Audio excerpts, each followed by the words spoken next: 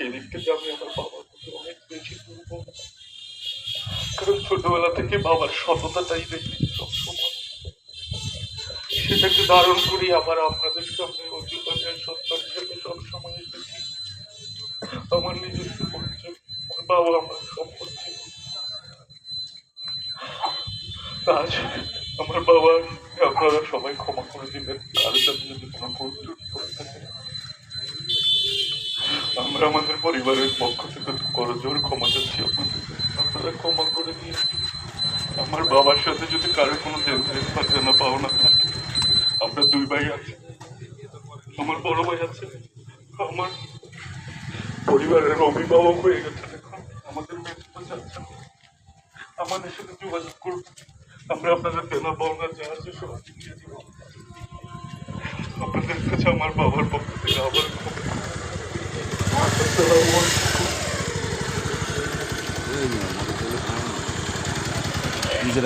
আমরা কাতার সোজা করি। জানাজা পড়াবেন ফজলুল্লাহ মিয়া সাহেবের মেয়ের গড়ে নাতি হাফিজ মোহাম্মদ মাসবি।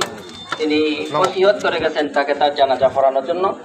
মাসবি, হাফিজ মোহাম্মদ মাসবি নানার না জানাজা পড়া। কথা কই না, আপনারা কাতারে কারান এই ভাষায় দেন, হাট এই ভাষায় দেন, আটটু পশ্চিমে দেন, আটটু পশ্চিমে দেন, তাই মাইক্রোফোন এদিক দেন, মাইক্রোফোনটা এদিক দেন না।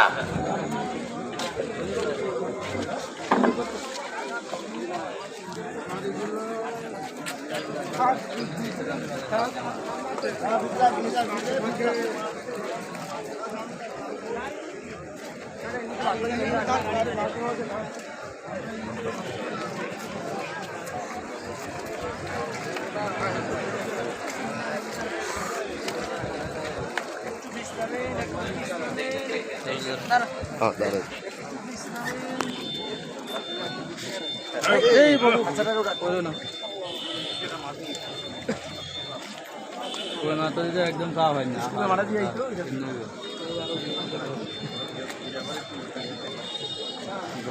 তো ঘুরতে গেছে ডাক্তার একটু পিছাইন, আর একটু পিছাই।